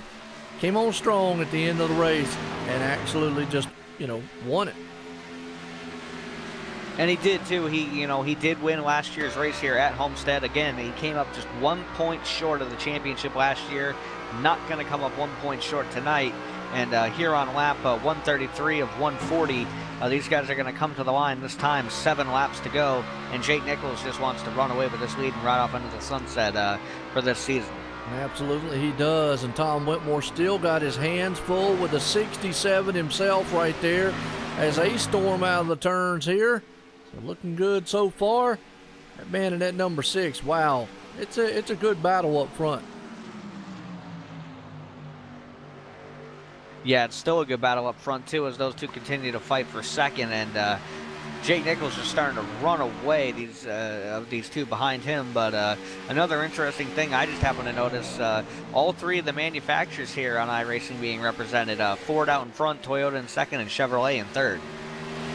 Absolutely. Definitely. Got to have that all right there. We got a good battle going on here for the second spot. As a man up front, like you said, Jake Nichols running away. Got a second lead over them. Definitely a good one so far. Everyone give a thumbs. Yeah, give a thumbs up. If you like what you see, man, definitely give a like, give a share. Don't like what you see, well, give a thumbs down too. And we play golf on the network too if you want to watch me do that. Hey, I don't know what else to make you excited. Brian can make you a bologna sandwich. I don't like bologna. That's why I you don't make even have them a bologna in my sandwich. house. What? Oh, Lord. I knew there's something wrong with you. Sorry. Man, It's a Daniels thing, apparently. I tell you what you got? Potted meat? No, we have, right now we have roast beef and buffalo chicken. I'm a big fan of that buffalo chicken. Isn't that amazing? See, Ethan, he loves buffalo chicken. I like chicken. I got Bojangles chicken. Ooh. Well, that's just cheating. We don't have Bojangles in Massachusetts. They had a leg and thigh deal for $1 on Thursdays. Hey, I get chicken. Awesome. Sounds sublime. I know it. Well, right now, definitely, man, something these guys are doing. Look how loose those cars are already coming out of the turn. You know, Cameron Hearn and Tom Whitmore, as they coming out there. Got a feeling these tires are getting down to the last, but we only got about 3 or 4 laps. Let me make a note. Lap 140, hey, that ends it. Caution comes out now, guess what? That ends it. Yeah, that's for sure. And with 3 laps to go, I don't think anybody wants to see a caution. I think all these guys want to finish this thing under green and just be able to say, hey, we had a great season and just come out here with the best finish they possibly can. Yeah, Ray out there loves Officer Frank. I got to get back to playing Officer Frank out there. So, but right now, Jake Nichols is the man putting this thing up front and doing what he has to do. Win the race. He's out front by 1.5 seconds. And we got a good battle going in the back. We're definitely not going to let you miss this one, this last 2 laps, because we're going to take it side to side here and show you that battle going on for second spot in the Blimpie cam. And show you what the man out front there looks like. And look at the distance between the front runner, Jake Nichols, and the man in second, Tom Whitmore. Yeah, and they're coming to the white flag this time by. It's going to be 1 more lap to go in the season for Jake Nichols. He's trying to wrap up this championship, and obviously they're not done yet. It's still a hard battle for second here as they take the white flag. Tom Whitmore and the 67 of Cameron Hearn got a battle through 1 and 2. Yeah, they are. 1 more time. White flag in the air for that man in the 73 machine, but behind him, they are definitely battling it out as they come out of the turn. Going down, look at Cameron Hearn. Did everything he could do to try to move that thing and hit the wall coming out of the turn. So here comes Jake Nichols 1 more time out of turn number 4 for the final time tonight. And the 67 is trying everything he can do as he powers out of turn number 4. Jake's going to take the win here tonight. Tom Whitmore will come in second place along with Cameron Hearn. And, folks, awesome for that man. As also Bobby Chaney is going to pull this thing. Wow. The current defending champ there is going to come up in 4th place, along with Mike Franklin in 5th, Mason Wentzel in 6th, Mike Rominger in 7th, Delonte Ballard 8th, Nick Hunt 9th, John T. Wentzel 10th. And folks, just hang on for your hats a second here. We're going to do our interviews, but got a special announcement we need to make here as we watch our night's winner here. That's right, Homestead Miami Speedway, our winner here tonight. That man right there, Jake Nichols, putting it in victory lane here. So definitely going to be a celebration in the pit road, pit center. Obviously down there in the grandstand area. So let me see if I can't pull up a few of these guys up here. I may follow you down to victory lane on that one, Joe. Let's see here. I need to look for, obviously need Tom Whitmore. I'm gonna leave Jake where he's at. He's down there talking to the admins right now. And let's bring up Bobby Chaney also, man. He's the current defending champ. I want to get a talk with him on how his season was and oh well, I see what they're doing. They're pulling him down.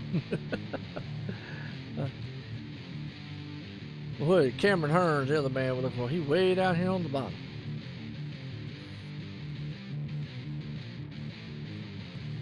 All right. Well, we definitely want to get a talk in with we're gonna talk in with Bobby Chaney real quick. You know, he's a reigning current defending champ also.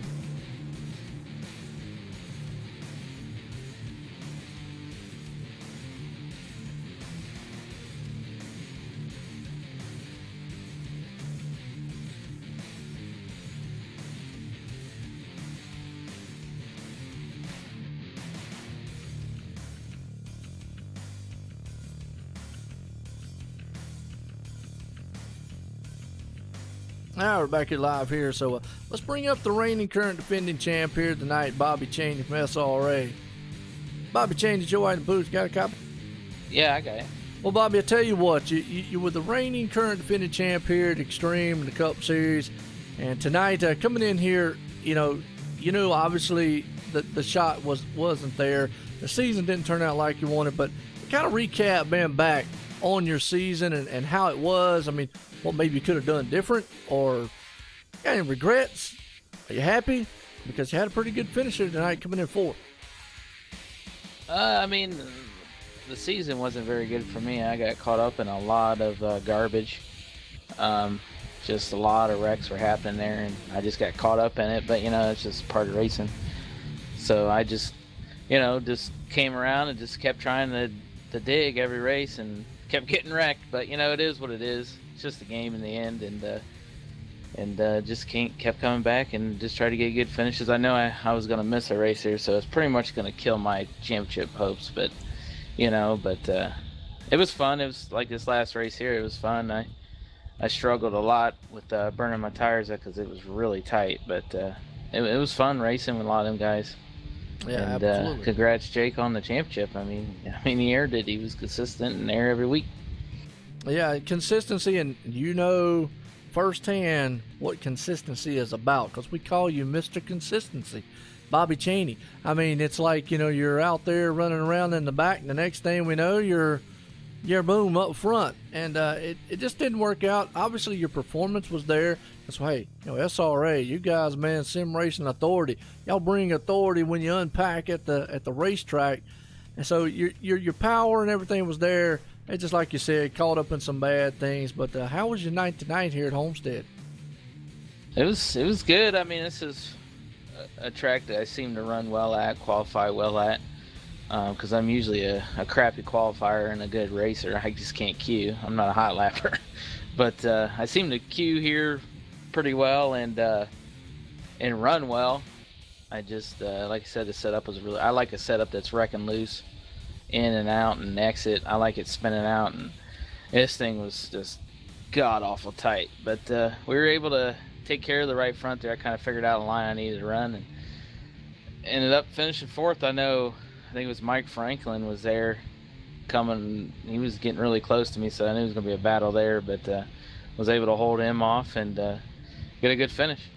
Yeah, absolutely. Well, again, I wanted to get up here and get a talk with you in, because like I say, you know, being right here at the Homestead, and an awesome finish here tonight for you coming in fourth, man. Got him out there you want to thank for it?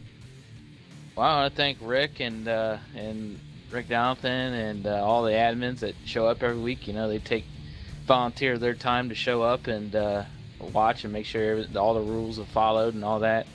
Thank you guys for broadcasting. You know, it's kind of cool for other people to get to watch that, you know, don't have iRacing or anything like that. And gotta thank all the guys that, you know, race me clean this year and this season, and I'll race them clean back. You know, I race people ready to race me, so that was cool. And you know, and just thanks for having the opportunity to race in here, and we'll be back next season and give her another shot. Hopefully try to get Jake off the throne again. Oh, absolutely. Well, you definitely got the boys to do it. Like I say, the SRA camp comes over here and they represent it with authority, because when y'all unpack with some devilish machine, so to speak, and it's always awesome to see y'all run. So, Bobby Cheney, it's been a pleasure, man, out there, man. See you next season. Yep, thanks, Joe. All right, well, tell you what, we're going to go down here and get our third place man. Before we do that, I'll be right back.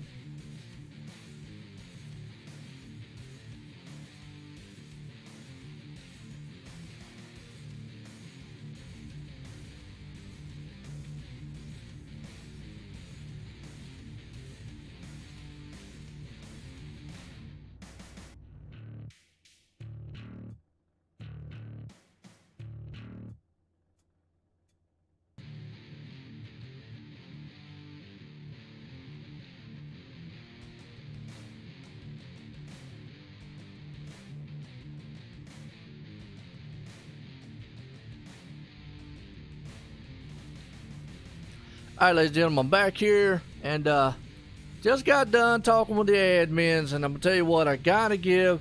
First off,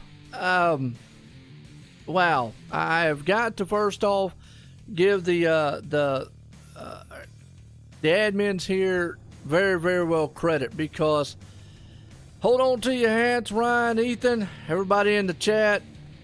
We're not done with the season. We're going to rerun this race next week and crown a champ after some circumstances out there. They're not going to let Keith Haney and Jake Nichols come in here like it is and something like that ruining it, even though it was a bad set of circumstances out on the track. But they're going to rerun this thing next week. So tonight was basically a fun run, so to speak. And Jake won. Jake and him knows it. So with that said, no, we don't have a champ yet. And that will be crowned next Thursday night. So let's bring up our third place man, Cameron Hearn. Ryan, I'll let you get a talk. Actually, let Ethan get a talk in with Cameron. How's that? Oh, man. 10-4. Well, Cameron, it's Ethan. You had a decent car all night. Sherwin-Williams Chevy looked good out there. What was it like racing out there? Yeah, it was a lot of fun. I got a new ride, a new design on the car. Last race trying to bring it home to victory. We've had a lot of second place finishes. This one third, so we just can't. Got to get over that barrier for the win. But it was a lot of good racing out here. Me, Jake, Tom. I mean, as anybody's race out there. Pit strategy had a little bit of effect. Jake, a little bit newer tires kind of ran us down once we were racing side by side. But man, it was top three. Can't complain. Yeah, you seem to have this track pretty well figured out, especially last night. How is the track? How did it feel? How are you feeling towards next week now, I guess? Yeah, it definitely was a good, since, we had an incident, and, I think we're running this next week. Definitely a good practice session. I don't know how to save tires. The first run I felt like I was saving tires, but I still couldn't save better than Jake was saving. I was right with him, but then 10 laps before I pitted, he got to a second lead. So definitely, the car is definitely tight. I got to figure out how I can get the nose plan and get the car to rotate more in the center. But yeah, it was a fun race. Oh, you had a good run this season. Fast all week. Anybody you'd like to thank for the season of this race? Yeah, I'd like to thank Sherwin-Williams on the hood. You for helping me with the paint scheme. It looks good. Alliance Racing Group. Mike running for the points. I think he was there before tonight, and he had some bad luck, but yeah, just everybody Extreme, OSR Network put on a great show. All right, I'll talk to you later. Thanks. All right, appreciate it.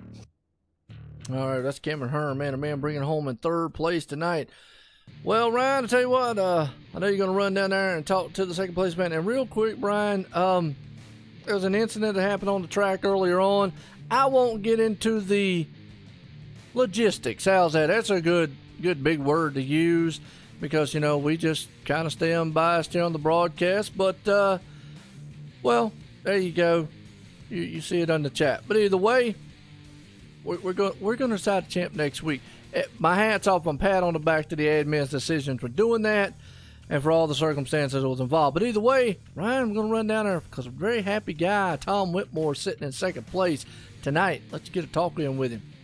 Alrighty. Tom Whitmore, this is Ryan Daniels in the OSR Network group. Do you have a copy? Hey guys, how you doing? We're all doing pretty good up here, Tom, but can't be doing as good as you after a strong second place finish tonight, and in a car that I really thought you might be able to pull off the win here tonight here at Homestead with. The car was definitely a winner. The driver definitely wanted it. The tires just disagreed there with about 10 to go. Yeah, it definitely looked like as the run went on that final run there, that car looked to fall off a little bit for you after you and the 67 were strong that entire last little stint there. Was there anything you could have done different to try to catch Jake at the end of that race? Nitrous is not legal in the Extreme Motorsports 99.com Cup Series, so I think I ran out of it there. Yeah, I mean, got to give a huge shout out to Jake and Cameron. Get a great race with them all race long, but Jake took about a 4-lap later tire strategy there, and that's, I mean, that gave him some fresher tires while Cameron and I took some good time burning ours up. Well, your car definitely looks strong up there, even with the burnt out tires, and you were definitely able to keep that number 6 Dre Broadcasting Toyota Camry up front all night. And adding to this as well for this week, a good finish here in the Cup Series after coming off your second consecutive Truck Series championship here at ExtremeMotorsports99.com. So must feel pretty good to have a good week wrap up here for that number 6 team.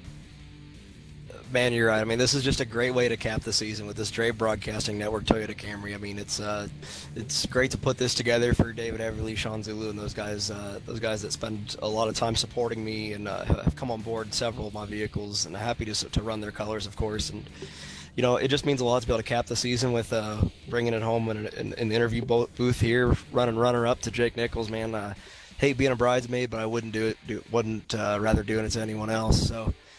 He was just the better car there with 10 laps to go, man, and it sure stinks to watch that rear bumper, that 73 car, drive away. Well, it was definitely unfortunate to see it only come home second, and it was definitely cool to see it running up front all night. Is there anybody you want to thank out there for such a good run here and a great way to cap off the season? Well, actually, I can't say we're capping off the season. A good way to cap off the night, I should say. Yeah, my understanding is there's a little bit of administration stuff going on down in the admin tower, but in the meantime, you know, what a great race to be able to race with these guys. I think it was maybe 2 or 3 cautions tonight. I mean, what a great track to be able to run 2 and almost 3 wide in a lot of areas. I know Cameron and I battled for 4 or 5 laps, and it was just some of the best racing all season long, and I don't think you'd see that in any other league except Rick Donathan and Don and all the guys who put together this Cup Series. I mean, they just do such a great job, and you guys, I mean, I gotta admit, you guys are the lucky ones. You get to watch it all. Yeah, we definitely have a lot of fun up here in the booth, and once again, thank you, Tom, for coming up here and talking with us, and congratulations on the second place run tonight, man. Thanks, man. Like I said, just got to thank Dre Broadcasting and NKW Financial out there that come on board this car and really make it turn left and go faster. So much appreciated, guys, and look forward to talking to you again soon. Yeah, thank you. Same to you as well. All right, we'll tell you what, that's Tom Whitmore, the man's happy camper there, coming in second here tonight. Well, let's run on down here, man. Actually, I'm going to jump my golf cart right on down there, man, to victory lane, because the Superman himself sitting down there, maybe a little wore out and tired. Jake Nichols, Joe White in the booth. You got a copy? I do. Well, Jake, I tell you what, you did what you had to do. That's power that 73 machine to a victory tonight, but hang on to your hats. You got to do it one more time. We're coming back to Homestead next week to do it all over again. So, what's going to have to go through your mind to maybe have to do it twice now? Do the same thing I did tonight. That first run, I really just stayed out watching Keith. He was my main focus tonight. I didn't really care about what anyone else did on strategy because it was only solely based on him. He was the only one that had a remote. Mike Rominger had a chance, but Keith was really the guy that I had to really just worry about. So I just stayed out, making sure that he couldn't lead that one lap. That'd give him a bonus point. And then from there on, I really figured this place out. I really like Homestead, and I really just found a lot throughout that race, which I hope I can just do next week. Won't have any issues, hopefully. It was really fun, though, at the end with Cameron and Tom there. I had to really chase them down. I knew that tires were going to be key, and I was really good on the long run with how I was running the track. So just got to do it again next week. It's really disappointing because we had a controversial finish last season, and nothing got done. I hate it for Keith. You never want to see someone get wrecked, especially completely out of their control, but hopefully we can just get it done next week and not have to worry about that. Yeah, absolutely, and you're right, and my hat's off to the admins making the tough call that they have to make. That's why I just stop and stay in the booth. You know, I just say, look, we're going to up here and call this awesome action, and y'all definitely made some awesome action tonight. As, you know, you're right. You did what you had to do. Keith throughout the entire race up to the point he was doing what he had to do pit strategy-wise to stay there on point with you. And we knew that. Cameron Hearn definitely had a fast car. Tom Whitmore up there battling it out. So coming again here to Homestead, we know you know how to get around this place. It's definitely one of those things. You had a tough battle last season here. Lost it by 1 point. Coming in here again. It's almost like icing the kicker, though. Think that might play a role? I don't think so. It could. You never know. I honestly wasn't even. I expected to be more nervous for tonight's race, but really I was just calm. I knew exactly what I had to do with how to drive the car here, and I think I'll go with the same mindset next week. And I think I'll drive better, honestly, just with this race in the back of my mind, knowing that I want to win again, and I want to make sure I win the championship for the second time. I really got to thank you guys, though, for being on the car throughout the season. Snow Cone Productions on the right side here tonight, Sim500 on the deck lid, and we got UTI on the left side, the combination paint scheme special for the last race of the season. Great season. Looking forward to next week to hopefully then secure the title, but either way, it was a good race. Not many cautions, and good green flag runs for sure.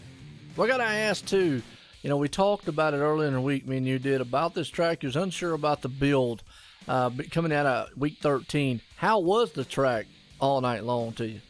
It was really good. I saw Tom and Cameron moving around a little bit, and some other guys were moving around. I just didn't think that would work for tire wear's sake, at least. Maybe speed, like I know Cameron was holding me off the second to last run there, running the top. I could carry the speed, but he'd just get enough momentum just to clear me and make sure he stayed ahead of me. But I still think that line I was running, I'm just better at doing that than trying to move around. It still had speed, obviously, and that's all you need, really, is just to be as fast as the car next to you. So, honestly, I think it was good. If we had a little more cars, it'd probably be even better, be way better. But with the field we had, though, it worked pretty good. Hopefully we have the same next week, so we can see a fantastic race and put on a good show for the fans. Yeah, absolutely. It was definitely a fantastic race, man, all the way through and through here. And you're right, just like you say, well, I'll tell you what, I hate to be an admin. I hate to make those tough calls like they do, and I know the frustration in your voice about there of doing what you had to do tonight, bringing it home here victory-wise, and hoping you're going to come out of here a champ. But nonetheless, I guess I feel like, hey, right call was made, or, well, they feel like they had made the right one. We'll go next week, and we'll do it again, because if it was exciting as tonight, if you bring that much more exciting next week, it's going to be an awesome race. So, again, congratulations, Jake. Hey, well, real quick, game out there, extra you want to thank? You guys again. Whole season, you guys have done great broadcasting. Everyone at Extreme Motorsports 99.